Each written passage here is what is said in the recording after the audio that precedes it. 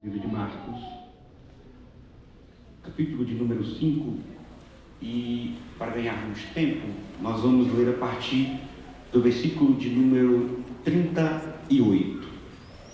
Marcos, capítulo 5, a partir do verso de número 38. Todos encontraram? Glória a Deus. Diz assim a palavra de Deus. E tendo chegado Jesus à casa do principal da sinagoga, viu o alvoroço e os que choravam muito e pranteavam. E entrando, disse-lhes: por que vos alvoroçais e chorais? A menina não está morta, mas dorme. E riam-se dele. Porém ele, tendo-os feito sair, tomou consigo o pai e a mãe da menina e os que com ele estavam, e entrou onde a menina estava deitada. E tomando a mão da menina, disse-lhe: Talitá cumi, que traduzido é: menina, a ti te digo, levanta-te. E logo a menina se levantou e andava, pois já tinha 12 anos, e assombraram-se com grande espanto. E mandou-lhe expressamente que ninguém o soubesse, e disse que lhe dessem de comer. E se você leu até aqui, diga amém. Amém.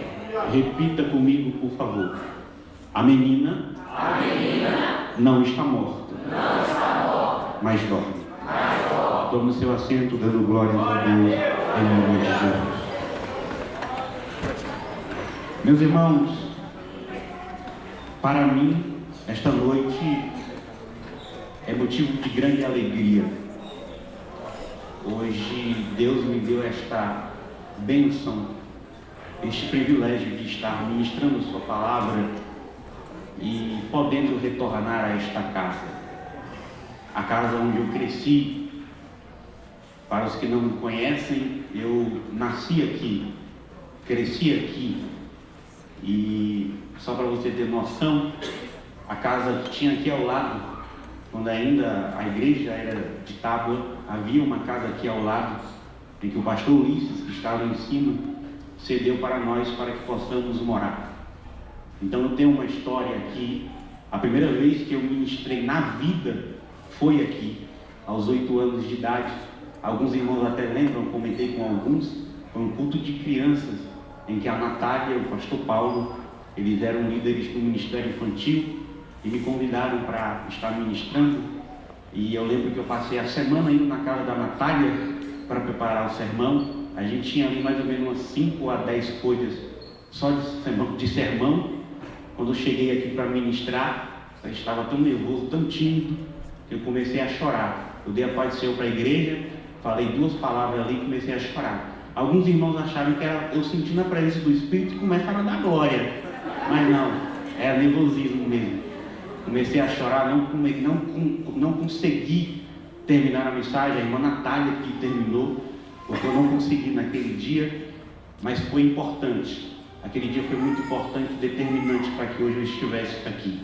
Eu louvo a Deus pela vida do pastor Paulo, eu louvo a Deus pela vida da irmã Natália, que investiram em mim, que acreditaram em mim, juntamente com o meu pastor, o pastor Ulisses, a pastora Helena, que sempre o pastor me dava oportunidade aqui aos domingos, e dizia: agora nós vamos ouvir o pastorzinho ralando. Eu vinha aqui, lia um versículo e sentava. Às vezes não citava nem o nome do livro, nem o capítulo, nem o versículo. Só lia, sentava ali todo tímido, mas isso foi como combustível para estar hoje aqui. Louvo a Deus pela vida do pastor Emilson, pela confiança de estar neste púlpito, nesta igreja, podendo retornar. Deus abençoe a sua vida, a sua esposa, a missionária Graciela. Foi um prazer imenso conhecer vocês, e louvo a Deus pela vida de cada um. O Mike, a Cauane, a Valquíria, o Wellington, que nos fizeram um convite, o Iago, a irmã Jaciara, que nós estamos hospedados ali na casa dela, que me recebeu com tanto amor, com tanto carinho. E segunda-feira estarei retornando muito grato, muito alegre com tudo que Deus está fazendo e fez nesses dias aqui em Brasília. Eu sou muito grato, muito grato a Deus por tudo, em nome de Jesus. Feliz também de rever muitos amigos. Não vou citar o nome até para ganharmos tempo aqui, mas que Deus abençoe a vida de cada um de vocês que oraram por mim, que me acompanham, mesmo de tão longe. A irmã Francisca Porfírio, que também foi uma das pessoas que intermediaram isso aqui para a gente estar aqui hoje à noite. O irmão Nato, que foi nos buscar no aeroporto. Deus prossiga abençoando a vida de cada um de vocês. Como fui apresentado pelo pastor Emilson ontem, eu sou daqui do Denópolis, eu sou cria dessa igreja, e estar ministrando aqui eu espero que sirva de exemplo para todos vocês, jovens, para que vocês também possam se levantar, se reerguer, cumprir o chamado de Deus na vida de vocês. Se eu posso, vocês podem. Se eu cheguei, vocês vão chegar. E feliz demais de ver vocês. E a gente, quando era pequeno, o Maico, o Iago, está ali o Josué também, que é cria daqui também, filho do pastor José Alberto. A gente, quando era criança, só queria saber de jogar bola. Eu mesmo, a gente brincava nesse campo aqui, era muito bagunceiro, e aí brigava toda vez que ia jogar bola. Saía e voltava para casa chorando, brigando com todo mundo. E hoje eu estou feliz demais de ver o Maico aqui à frente dos adolescentes, dos jovens, o Josué, que agora é diácono, o Iago tocando aqui, e tantos outros que fazem parte da minha história, da minha infância. E ver Deus usando vocês, para mim é um privilégio, uma alegria imensa. Os filhos do Jucivânio e da Clara, meu Deus, como cresceram vocês, viu? Mas que bom que Deus tenha usado todos vocês. Que Deus continue abençoando a vida de cada um. A irmã Joyce, que está ali, o Fabinho, que me amam demais. A Joyce, meu Deus do céu, me chamava de pastorzinho também. E hoje estou muito feliz de poder rever todos vocês. Amém? Glória a Deus por tudo. E gostaria de, antes de começar a ministrar, anunciar que eu estou com algumas gravatas ali. O irmão já deve colocar ali daqui a pouco. Estou com algumas gravatas que eu vendo já há 3 anos. E se você puder passar ali, me abençoar, ficaria muito feliz. Cada gravata, qualquer uma, R$40. Passe ali. Se você sentir, compre e me abençoe. E se você não sentir, compre para depois sentir. Amém? Deus abençoe em nome de Jesus. Meus irmãos, Marcos capítulo 5 é um capítulo muito conhecido, é uma história bastante conhecida. Eu estive orando a Deus e pedindo a Ele uma orientação divina para estar ministrando nesta noite. Cheguei aqui neste ambiente e Deus tem confirmado a palavra que Ele colocou em meu coração para estar ministrando aos vossos corações nesta noite. Marcos capítulo 5 é muito extraordinário, é muito conhecido. Com certeza em algum momento da vida você se deparou com esse capítulo, se deparou com essa história que Marcos narra. Marcos capítulo 5 narra 3 histórias. Quantas histórias? 3. Só para saber se você está aqui, quantas histórias? 3 histórias. A primeira história que Marcos narra, no capítulo 5 de seu livro, é a história do endemoniado de Gadara. A Bíblia diz que o Senhor estava em Marcos capítulo 4, versículo 35, pregando para uma multidão. Ele dá ordem aos discípulos: passemos para outra margem do lago. Os discípulos entram no barco, Jesus entra juntamente com eles. Eles vão enfrentar ali uma grande tempestade. Jesus estava dormindo na polpa do barco, acorda, repreende o vento, repreende o mar e dá ordem para que se aquietem. A segunda história que Marcos vai narrar, no capítulo 5 de seu livro, é a história da filha de Jairo. A terceira história que Marcos narra é a história da mulher do fluxo de sangue. E nesta noite eu quero me ater aqui a essas 2 últimas histórias que Marcos narra no capítulo 5 de seu livro. Quando a gente vê essa história, quando a gente começa a ler sobre a história da filha de Jairo, da mulher do fluxo de sangue, a gente vê que quando Jesus ele está voltando de Gadara, quando Jesus está chegando na Galileia, uma coisa muito comum vai acontecer naqueles dias. Uma multidão estava aguardando a chegada de Jesus. A diferença dessa multidão é que na linha de frente estava talvez um dos homens mais conhecidos e públicos da região de Cafarnaum e também da Galileia. Qual é o seu nome? Jairo. É interessante a gente entender isso daqui, porque se nós analisarmos o contexto do Novo Testamento, a gente vai ver que já havia uma perseguição, ainda que silenciosa, mas já havia uma perseguição por parte dos líderes judaicos, líderes religiosos, em relação ao ministério do Senhor Jesus. Porque quando as pessoas elas iam à sinagoga, tudo que elas tinham era apenas a exposição sobre a lei. Mas quando as pessoas elas iam até onde Jesus estava, além de receberem as boas novas do Evangelho, os seus enfermos eram curados, os seus oprimidos eram libertos, aqueles que estavam em trevas sendo alcançados pela maravilhosa luz do nosso Senhor Jesus Cristo. Então, cada vez mais, as pessoas queriam estar aonde Jesus estava. E falando ainda sobre o contexto da perseguição no ministério de Jesus, a Bíblia diz, por exemplo, que quando ele vai a Nazaré, ele entra na sinagoga, e ele pega o livro do profeta Isaías e recita aquele texto tão conhecido, tão famoso, porque o Espírito do Senhor está sobre mim, porque ele me ungiu, me enviou aos mansos e cativos, a apregoar o ano aceitável do Senhor. A Bíblia diz que depois que Jesus ele recita esse texto, que falava da vinda do Messias, os líderes da sinagoga queriam matar Jesus, lançando ele de um precipício abaixo. Então olha este cenário. Os líderes da sinagoga estão tentando ofuscar o Senhor. Eles estão perdendo popularidade no meio do povo. Eles agora estão iniciando uma perseguição contra o Senhor. Agora você pega tudo isso, junta e coloca dentro do cenário de Jairo. Quem é Jairo? Um dos homens mais conhecidos de Cafarnaum, um dos homens mais conhecidos de toda a Galileia. Mas a Bíblia diz que quando ele ouve que Jesus está entrando na cidade, quando ele ouve que Jesus está chegando à beira do mar da Galileia, ele vai de dia, na claridade, diante de todo mundo, se prostrar diante do Senhor.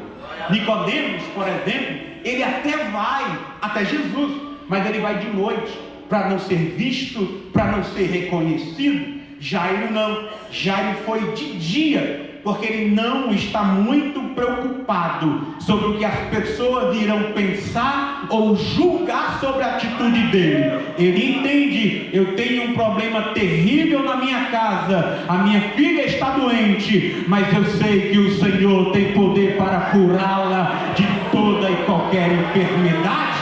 Jairo está nos ensinando que ele tem um pensamento diferente da motivação das pessoas que iam até onde Jesus estava, porque grande parte das pessoas que iam até onde Jesus estava, tudo que elas queriam era apenas receber o seu milagre. Elas não queriam ter relacionamento público com o Senhor. Eram 10 leprosos, todos os 10 foram curados, apenas um volta para agradecer. Essa mulher aqui, se Jesus não pergunta quem me tocou, nós nem saberíamos da sua história, porque ela recebeu a sua cura, estava saindo de fininho, recebeu o seu milagre, estava voltando para a sua casa. Já poderia ter feito como o centurião de Cafarnaum: mestre, não precisa ir lá em casa não, é só uma palavra, o meu servo será curado. Só que o principal pedido de Jairo não é apenas a cura da sua filha, o principal pedido de Jairo é: mestre, venha até a minha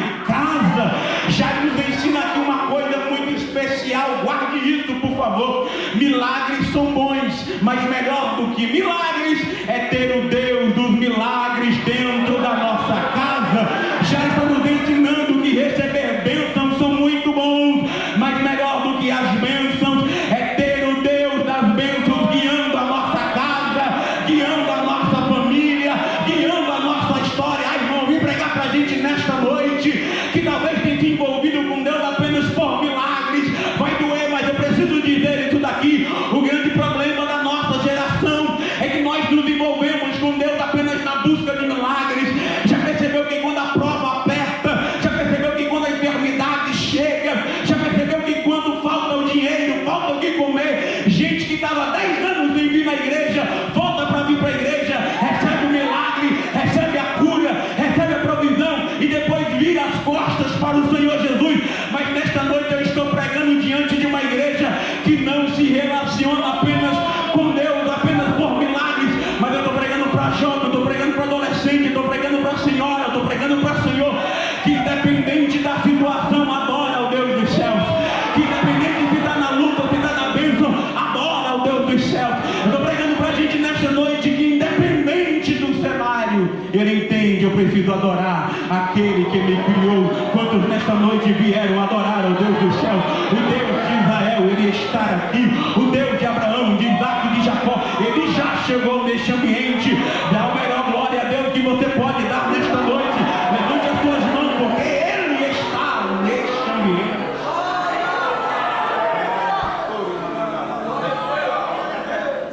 Já está nos ensinando, mestre, eu não quero ter apenas acesso ao favor das suas mãos, mas eu quero ter acesso ao seu coração. O meu principal pedido é ter a sua presença dentro da minha casa. Quantos nesta noite veio buscar a presença de Deus e levá-la para sua casa, para sua família, lá no seu trabalho, na sua faculdade, com seus amigos? Hoje é noite de nós buscarmos a presença de Deus. No meio da história aparece uma mulher. Qual é o seu nome? Nós não sabemos. Essa é a terceira história que Marcos narra no capítulo 5 de seu livro. Nós não sabemos o seu nome, mas nós sabemos do seu problema. Qual é o problema desta mulher? Ela tinha um problema hormonal. Um distúrbio hormonal. O ciclo menstrual dela não tinha um período certo para vir nem para ir. O problema é só um. É que nessa dinâmica de fluxo constante, essa hemorragia constante, que era mais que um ciclo menstrual comum, é que se essa mulher fosse brasileira, não haveria nenhum problema. O problema é que essa mulher é judia. Ela mora em Israel.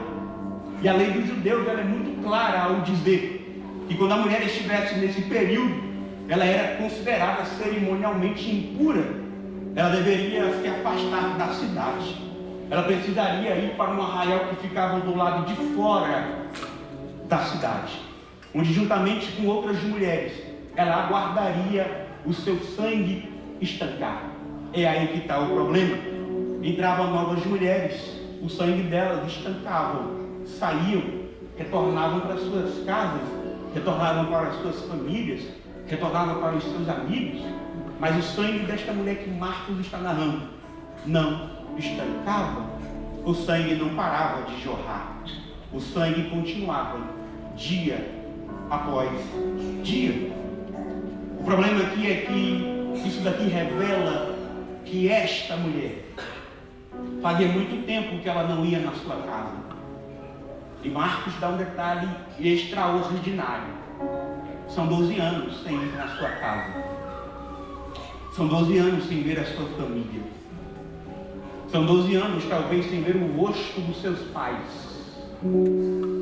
São 12 anos sem poder estar numa roda de conversa entre amigos. Porque a lei dos judeus era muito clara. Se ela tocasse em alguém ou em algum objeto, seria considerado impuro juntamente com ela. O que é isso, Ravan?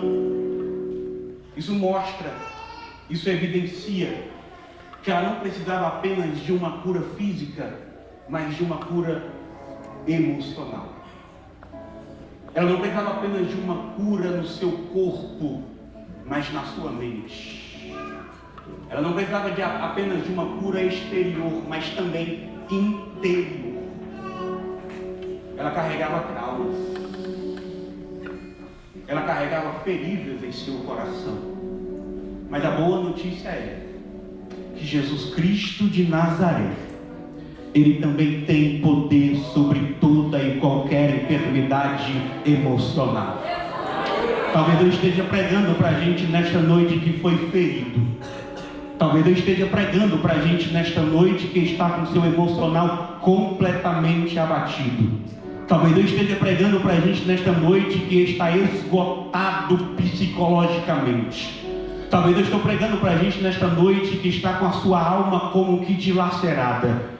Gente que está com seu coração ferido. São muitas angústias, são muitas amarguras, são muitos traumas que você carrega talvez desde a sua infância. Mas eu vim lá da Bahia para liberar uma palavra ao seu coração. Hoje é noite de cura completa. Hoje é noite de ser liberto de todo e qualquer trauma.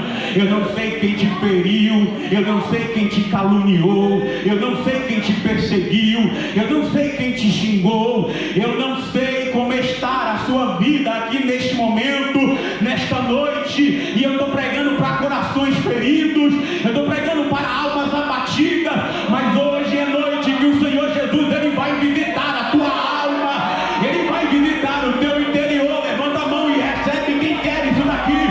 Deus, Ele vai trazer a cura que você tanto pede.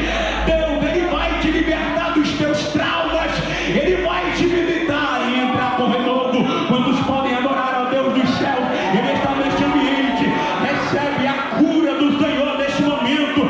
Sinta a presença de Deus aí onde você está.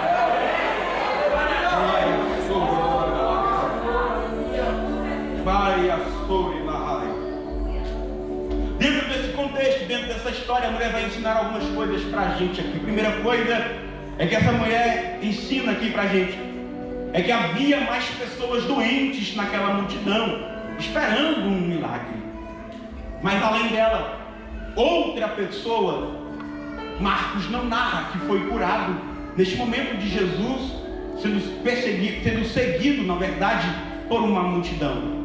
Provavelmente a única cura desse momento do encontro de Jesus com Jairo, e o momento que Jesus chega na casa de Jairo, muito provavelmente a única cura que Jesus realizou neste momento é a cura dessa mulher.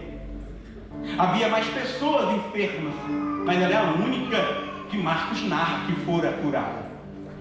E algo interessante sobre isso daqui é que ela ouve que Jesus está entrando na cidade, e ela corre para buscar o seu milagre. Mas algo interessante que a gente deve entender sobre isso daqui é que se essa mulher não entra na cidade, se essa mulher talvez não rompesse a multidão como Marcos narra, se essa mulher talvez não tocasse nas orlas das vestes de Jesus, provavelmente ela não seria curada. O que eu estou tentando dizer para você é que a cura dessa mulher está ligada à atitude que ela teve de entrar na cidade, romper a multidão e tocar nas orlas das vestes de Jesus. Sabe qual é a lição que essa mulher está nos ensinando? É que existem algumas coisas, guarde isso por favor, preste atenção, olhe para cá. A lição que a mulher está nos ensinando é que existem algumas mudanças que só irão acontecer na nossa vida se nós decidirmos provocá-las. Eu vou repetir isso daqui. Existem algumas mudanças que só irão acontecer na nossa vida se nós decidirmos provocá-las.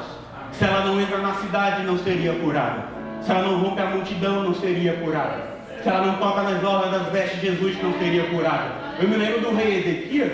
Deus manda o profeta Isaías no palácio para dizer: ô Ezequias, põe tua casa em ordem. Por quê? Porque tu vai morrer e não viverás.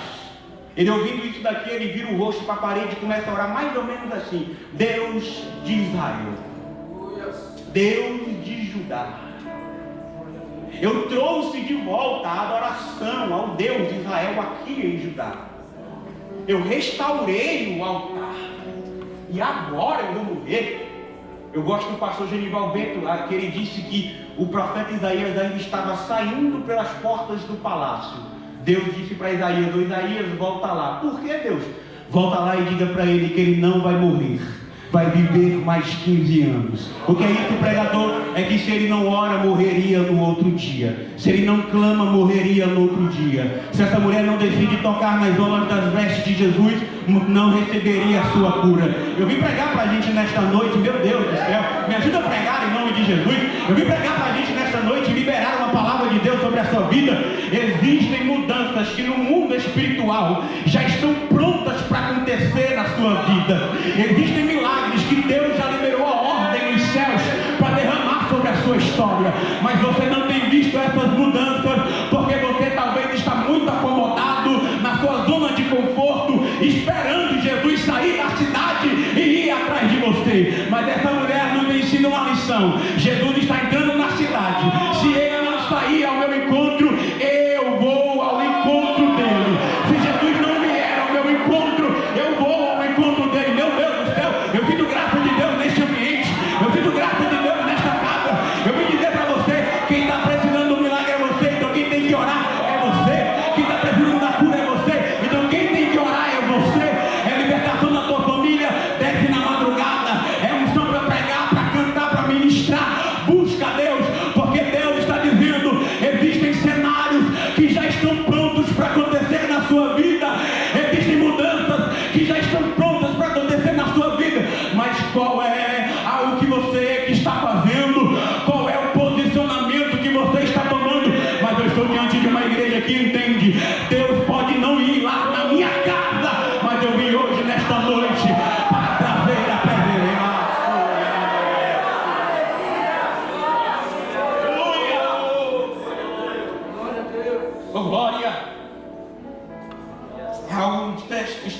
extraordinário essa história aqui. E a outra lição que a Bíblia vai nos ensinar sobre a história dessa mulher é que quando Jesus, finalmente, a mulher, na verdade, ela toca em Jesus, depois Jesus vai perguntar: quem me tocou? E a Bíblia diz em Marcos que algum dos discípulos, mas que em outros evangelhos a Bíblia diz que foi Pedro, ele toma a palavra e diz: mestre, a multidão te aperta e tu perguntas quem me tocou? Parece loucura, mas Jesus, ele pergunta por quê? Porque ele diz: é que de mim saiu virtude e alcançou a vida de alguém. Essa mulher estava impura, essa mulher estava suja, e a lei dos judeus dizia que se ela tocasse em alguém, a outra pessoa também considerava impura. Mas sabe qual é interessante em Jesus? É que independente das nossas impurezas, quando nós tocamos nele, não é ele que fica sujo, mas somos nós que somos purificados de todo e qualquer pecado. Eu vim dizer para você nesta noite que talvez se sujou. Eu vim pregar para a gente nesta noite que talvez algo na sua vida saiu do controle. Eu vim pregar para a gente nesta noite que talvez está distante, mas eu vim dizer para você: experimenta tocar nas orlas das vestes de Jesus e você sairá daqui purificado. Experimenta tocar nas orlas das vestes de Jesus, que você sairá daqui limpo de todas as mazelas que a vida lhe causou. Jesus pergunta: quem me tocou, pelo amor de Deus? E esta mulher, com muito medo, esta mulher, a Bíblia diz, temendo e tremendo, ela se apresenta a Jesus. Mas eu acho extraordinário do livro de Marcos, é que Marcos disse que esta mulher contou toda a verdade. Irmão, são 12 anos de história. São 12 anos sem ir na sua casa. São 12 anos sem ver a sua família. São 12 anos sem ver os seus amigos. Imagina a história dessa mulher. Imagina o testemunho dessa mulher. E se mulher já gosta de conversar, imagina ela contando toda a verdade. Irmão, é muita coisa para contar. A Bíblia diz que esta mulher passou tanto... a Bíblia não afirma, mas eu consigo imaginar que esta mulher passou tanto tempo aos pés do Senhor Jesus, que chega alguém da casa de Jairo para dizer: ô Jairo, a tua filha, que no início do texto estava moribunda, ou seja, doente. Ô Jairo, a tua filha que estava doente, agora está morta. Isso aqui é muito forte. Jairo está aos pés de Jesus. Jairo está aos pés de alguém que pode mudar a história dele. Jairo está aos pés de alguém que tem todo o poder no céu, na terra e debaixo da terra. Mas chega alguém da casa de Jairo para dizer: a tua filha morreu. Você já percebeu que todas as vezes que nós estamos aos pés do Senhor Jesus, sempre se levanta alguém para trazer mais notícias? Você já percebeu que todas as vezes que nós estamos elevando o nosso nível de intimidade com Deus, sempre se levanta alguém contra? Você já percebeu que todas as vezes que nós estamos perto de alcançar o nosso milagre, sempre se levanta alguém para dizer: não vai dar certo, o Jairo morreu, não vai acontecer, ele não está te ouvindo? Mas o que eu acho extraordinário em Jesus, pastor Ulisses, é que Jesus, ele olha para Jairo e diz: ô Jairo, não temas, crê somente. Jairo, não temas, crê somente. Eu vou repetir isso aqui até você liberar um glória a Deus melhor. Não temas, crê somente. Não temas, crê somente. Não temas, crê somente. Talvez a palavra de Deus para você nesta noite é: não temas, meu filho, crê somente. Não temas, minha filha, crê somente. Não temas, não temas, não temas, não temas, não temas, não temas, não temas, crê somente. Jesus, irmãos, está falando de dois sentimentos que todos os dias batem na porta do nosso coração. Quando Jesus diz não temas, é o sentimento do medo, porque é isso que o medo faz. Ele vem para tentar roubar a nossa fé. O medo vem para tentar fazer com que a gente pare no meio do caminho. O medo vem para fazer com que a gente desista no meio da jornada.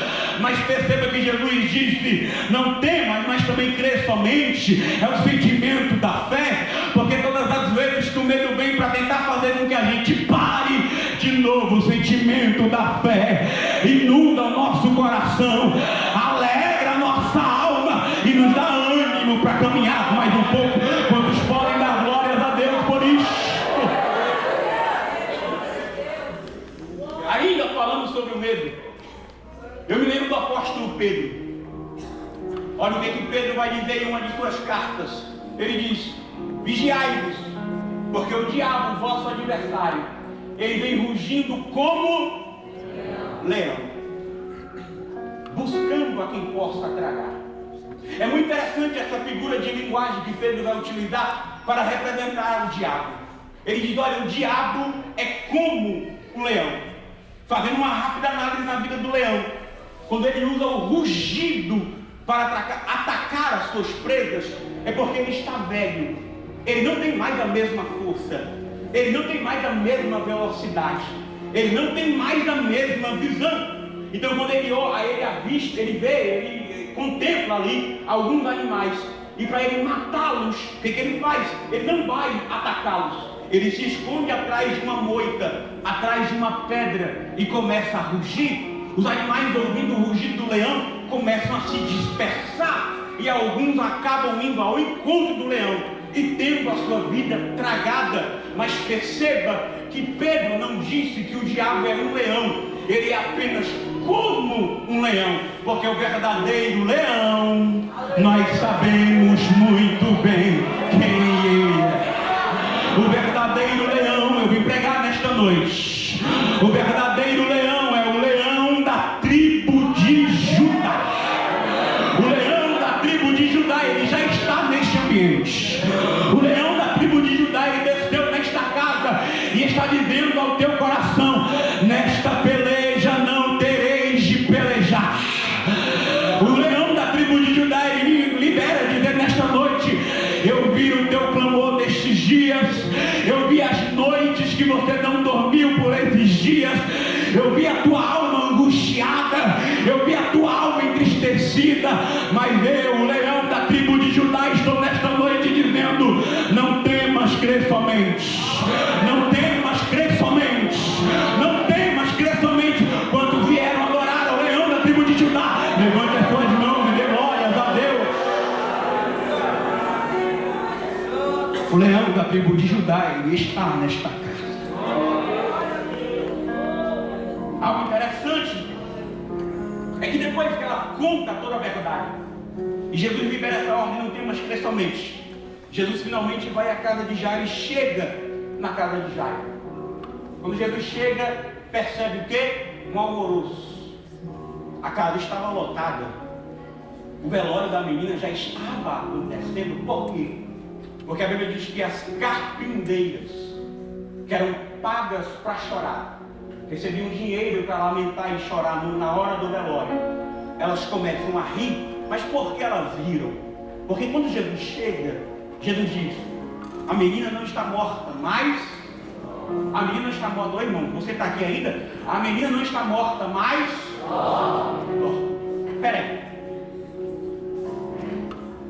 Acabou de chegar a notícia para Jairo que a menina morreu. E agora Jesus chega na casa de Jairo que ela não está morta, está apenas dormindo. Eu entendo as carpindeiras, sabia? Eu entendo porque elas riram. Elas começam a rir. Elas começam a zombar. Peraí. Jesus, de Nazaré, que você sabe que em João capítulo 1, versículo 49, a Bíblia diz que pode vir porventura alguma coisa boa de Nazaré. Esse homem é de Nazaré. As mulheres pensando, esse homem é de Nazaré. Chega agora na hora do velório para dizer que a menina não está morta, apenas dorme. Vamos rir dele. O que é que Jesus faz? Expulsa todo mundo daquela casa.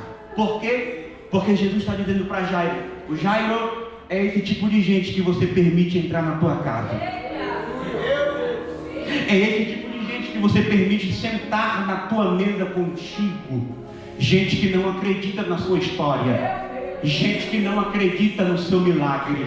Gente que não acredita na mudança de vida sobre a sua casa. Eu vim dizer algo para você nesta noite. O ano começou, estamos em maio. Muitas bênçãos, muitos objetivos a gente traça para este ano. Mas eu vim dizer para você, não se assuste quando Deus começar a tirar algumas pessoas da sua vida. Não se assuste quando Deus começar a expulsar algumas pessoas da vida. Por quê? Porque todas as vezes que Deus vai operar um milagre, primeiro Ele limpa o ambiente. Todas as vezes que Deus vai operar um milagre, primeiro Ele remove algumas pessoas da sua vida. Todas as vezes que Ele chega no ambiente, primeiro Ele limpa o ambiente, para depois realizar o milagre. Deus vai quebrar alguns ciclos. Deus vai pôr fim em algumas amizades. Deus vai te exigir, te levantar de algumas mesas. Mas não se assuste, porque quando Ele começar a pedir a você algumas renúncias, é Deus dizendo: eu estou limpando o ambiente para operar o milagre na sua vida. Eu estou limpando o ambiente para operar o milagre na sua história. Quando você entende isso e pode dar glórias a Deus nesta noite, Ele vai limpar o ambiente. Aleluia! Ele limpa o ambiente. Ele expulsa algumas pessoas. E aí, eu preciso voltar nessa fala para a gente prosseguir. Jesus disse: a menina não está morta, mas... Parece que está dormindo em vocês. A menina não está morta, mas... Dorme. Peraí. A menina acabou de morrer. E Jesus chega e diz: está dormindo? Sabe o que Jesus está dizendo? Ô Jairo, é que você não percebeu. A mesma facilidade que você tem para acordar quem está dormindo, eu, o Senhor, tenho o mesmo poder para ressuscitar aquele que morreu. Porque Jesus, irmão, Ele sempre chamou a morte de sono. Já percebeu? Quando chegou a notícia para Jesus que Lázaro estava morto, o que é que Ele diz? Jairo não está morto, está apenas dormindo. Porque todas as vezes Jesus chamou a morte de sono, é porque Jesus está dizendo para Jairo: ô Jairo, a mesma facilidade que você tem para despertar aquele que pegou no sono, eu, o Senhor, tenho o mesmo poder para ressuscitar aquele que morreu. Eu vim liberar uma palavra profética sobre a sua vida. Levanta a mão, joga lá para o alto, porque eu vou liberar. Deus vai ressuscitar os sonhos que morreram. Deus vai ressuscitar os projetos que morreram. Deus vai ressuscitar a tua casa. Deus vai ressuscitar a tua família. Deus vai ressuscitar o teu casamento. Até porque quem chegou na casa foi o dono da vida. Quem chegou na casa foi o dono da vida. Quem chegou na casa foi o dono da vida. E quando o dono da vida chega, ele chega para dar vida. Ele chega para dar vida. Ele chega para dar vida e vida com abundância. Porque não pode permanecer dois senhores na mesma casa, como foi cantado aqui. A morte talvez entrou, adentrou, habitou em alguns lares de pessoas aqui nesta noite. Mas eu vim dizer para você: o dono da vida, ele vai entrar lá na tua casa. O dono da vida, ele vai entrar lá no teu lar. O dono da vida, ele vai restituir aquilo que morreu.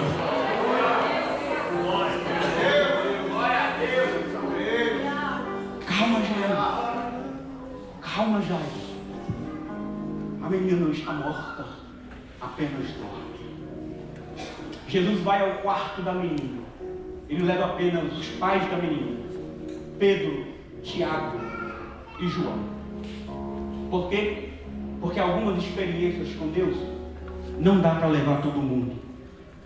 Jesus leva os 3 discípulos e os pais da menina. Chegando no quarto, ele diz: Talita cumi. Olhe para cá, por favor. Talita não é o nome da menina. Talita, perceba que tem um acento no último A. Talita. Aqui é uma expressão hebraica. Por quê? Porque quando os judeus eles foram levados cativos para a Babilônia, eles estão em outra cultura. Eles estão em um ambiente totalmente distante de Jerusalém, distante de Israel. E lá na Babilônia, a elite falava o grego, os mais pobres falavam o aramaico, e o hebraico se perdeu na história. É por isso que Jesus agora está trazendo de volta a linguagem nativa de Israel, dizendo essa expressão, Talitá cumi, e traduzido é: menina, a ti te digo, levanta-te. E a menina imediatamente se levantou, porque ela nunca tinha visto Jesus, ela não conhecia Jesus, mas o Criador que se comunica com o espírito da criatura, a criatura ouvindo a voz do Criador, eu consigo imaginar, esta voz não é a voz de qualquer pessoa, esta voz é a voz do meu Criador. Eu estou pregando para a gente nesta noite que talvez está adormecido. Eu vim pregar para jovens e adolescentes que nesta noite, que talvez enterraram seus dons, que talvez enterraram seus talentos, chamadas adormecidas, mas a ordem de Deus sobre esta mocidade é: levanta-te, porque eu não te chamei para permanecer prostrado, eu não te chamei para permanecer sentado, adormecido, deitado.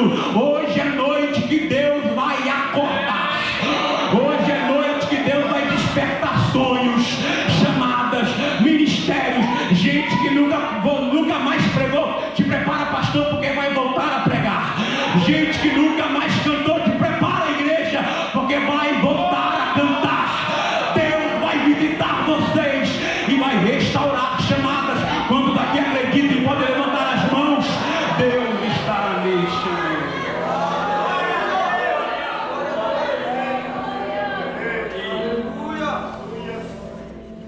A menina levantou.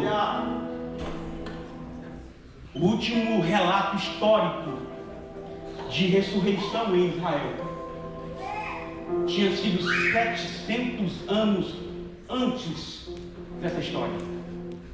Quando o soldado é ferido na guerra, morto, jogam os ossos dele, jogam o corpo dele, na verdade, o corpo dele, nos ossos que estavam enterrados, os ossos de Eliseu. E ele voltou à vida. Este foi o último relato histórico em Israel de ressurreição. E agora Jesus vai trazer de volta esta maravilha, este prodígio que ele realizou. E aí, quando Jesus ele ressuscita a menina, algo interessante que ele vai fazer.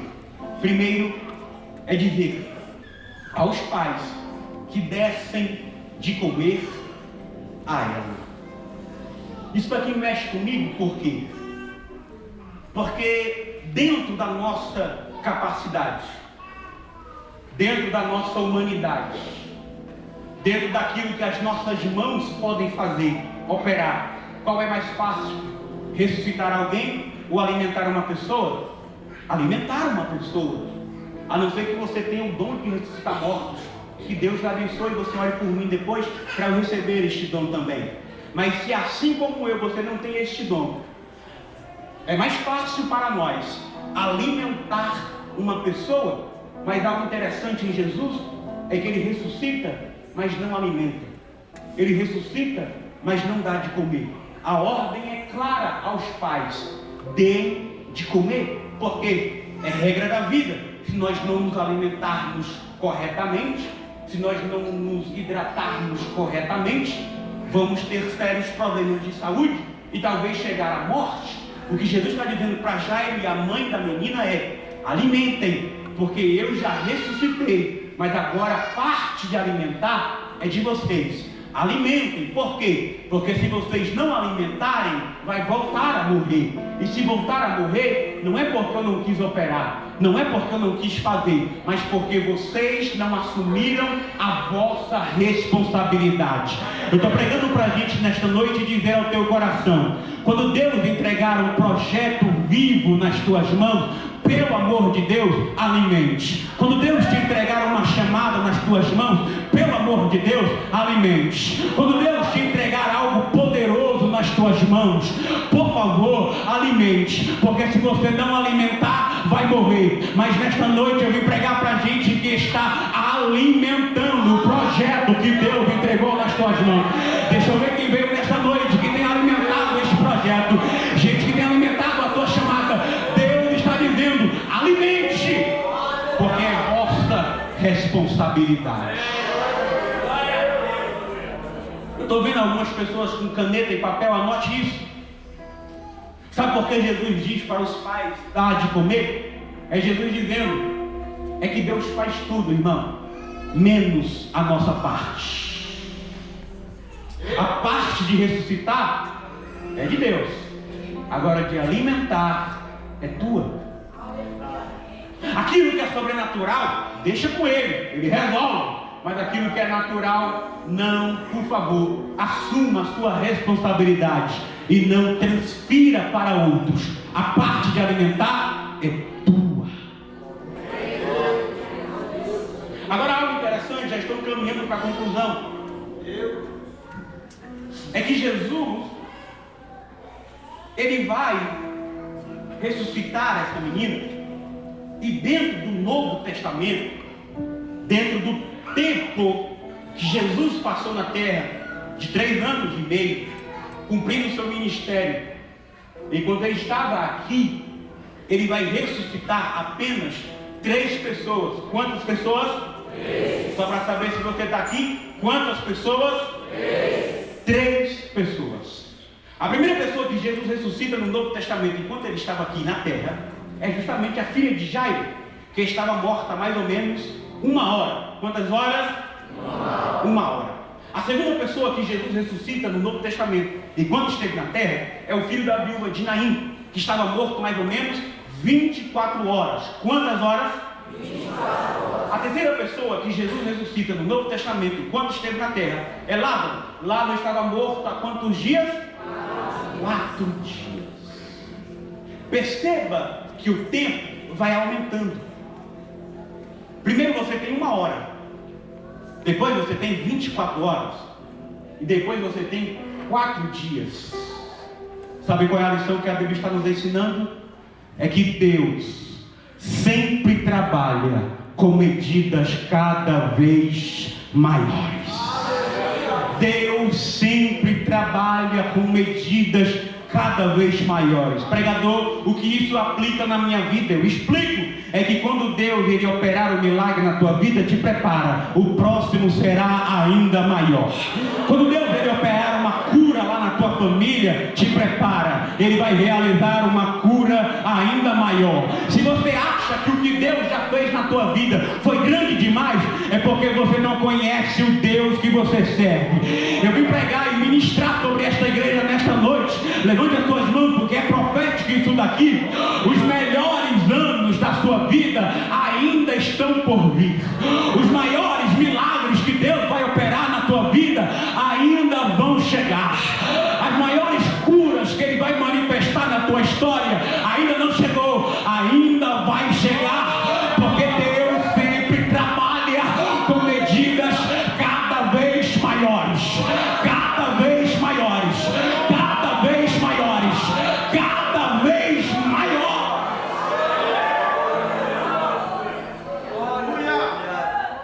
Aleluia. Última lição e eu encerro aqui. Há um detalhe curioso nessas 3 histórias que Jesus ressuscitou, que é muito importante a gente ressaltar e pontuar aqui nesta noite. Qual é o detalhe? É que todas as vezes que Jesus ressuscita alguém, Ele sempre entrega ao ambiente de cuidado. Já percebeu? Quando Jesus ressuscitou a filha de Jairo, Ele entrega a menina nos braços dos pais. Quando Jesus ressuscita o filho da viúva de Naim, Ele entrega o menino nos braços da mãe. Quando Jesus ressuscita Lázaro, Ele dá uma ordem expressa, dizendo a Marta e a Maria: cuidem dele, desatai-o, cuidem dele. Então todas as vezes que Jesus ressuscita alguém, Ele sempre entrega um ambiente de cuidado. E por que não dizer que eu, você, nós estávamos como esses três personagens? Nós estávamos mortos em nossos delitos e pecados. O nosso destino era o inferno, a nossa sentença, separação eterna com Deus. Mas Jesus um dia desceu dos céus, assumiu a cruz do Calvário e no alto da cruz ele bradou: está consumado. E agora nós somos livres. Agora nós somos livres. Agora nós somos livres. Deixa eu ver só quem foi alcançado por esse sangue de Jesus. Deixa eu ver aqui só quem foi livre de todo o pecado, da morte, do inferno, do diabo e seus demônios. Nós fomos livres. Mas assim como esses três personagens, Jesus também nos entregou ao ambiente de cuidado. Qual é o ambiente de cuidado que Jesus nos entregou? A igreja do Senhor, estabelecida aqui na terra, nos deu pastores, nos deu líderes, nos deu pessoas para nos amar e cuidar da gente. Mas o que eu acho extraordinário em Jesus e que eu acabei de ministrar é que ele sempre trabalha com medidas cada vez maiores. Então há um ambiente ainda melhor preparado para nós. Há um ambiente ainda melhor preparado para a igreja. E já tem gente entendendo qual é esse ambiente, pregador: a nova Jerusalém que de Deus descerá dos céus.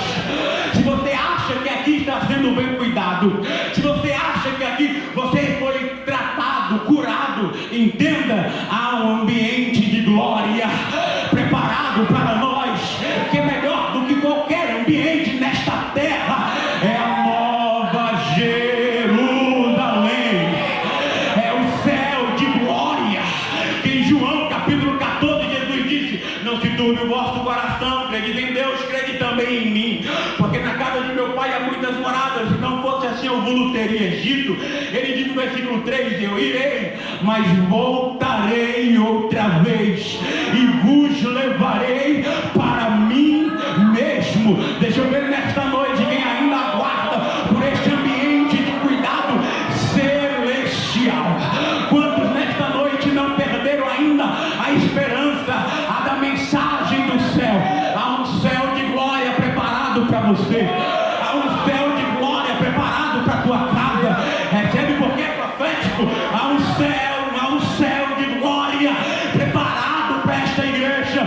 E lá não haverá morte, lá não haverá choro, lá não haverá lamento, lá não haverá pranto, lá não haverá tristeza, lá não haverá pecado, porque todas essas coisas para trás ficaram. Lá só vai ter paz, alegria, presença de Deus, adoração. Quantos podem dar glórias a Deus por isso? Há um céu de glória preparado para nós. Enquanto nós estamos neste mundo, muitos evangelhos têm surgido, muitas mensagens antropocêntricas têm surgido. Os céus já não é tema de muitas igrejas por aí, mas eu estou na igreja, na Assembleia de Deus, edificar vidas do setor Shekinah, diante desta igreja que não perdeu o ambiente, não perdeu na verdade a esperança do ambiente de glória. Eu estou diante de uma igreja que vive aqui, mas planeja a tua vida lá nos céus. Eu estou diante de uma igreja que está aqui, mas que sabe que a qualquer momento seremos arrebatados, seremos arrebatados, seremos arrebatados. Eu vou dar alguns segundos para você dar glórias a Deus, para você liberar a sua melhor adoração. Enche esse ambiente de glória, enche esse ambiente de glória, enche esse ambiente de glória, enche esse ambiente de adoração, porque Ele está. Eu vou deixar você adorar, eu vou deixar você adorar, vou deixar você adorar, eu vou deixar você adorar. A equipe de louvor, se puder preparar o hino no céu, não entra pecado. Eu quero terminar com isso aqui, eu quero terminar essa mensagem falando dos céus, porque toda mensagem se resume na cruz do Calvário, todo sermão se resume nos céus. Libera glória, libera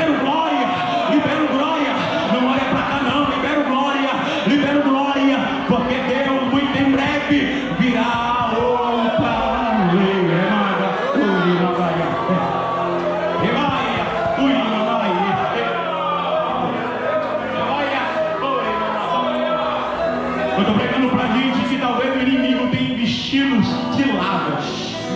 Eu estou pregando para a gente nesta noite que o inimigo tem investido pesado contra a tua família. Ele tem a todo momento tentado tirar você dos céus.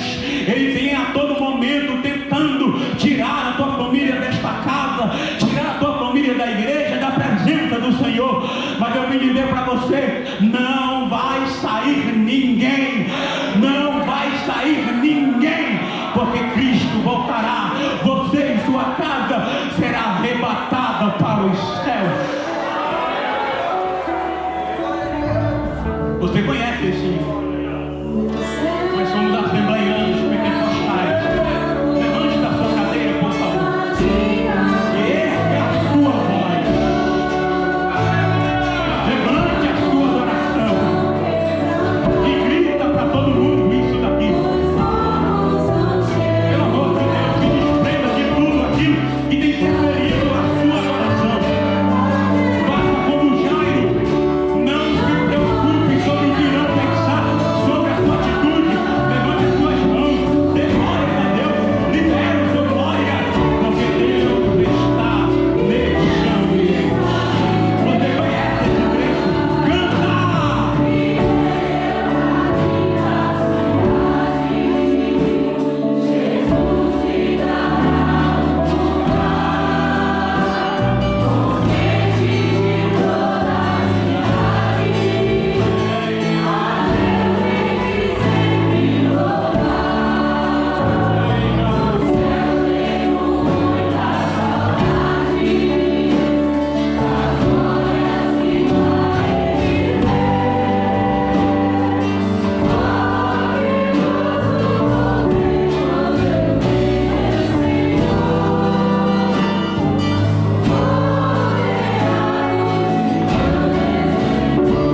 Continue cantando mais baixinho, por favor.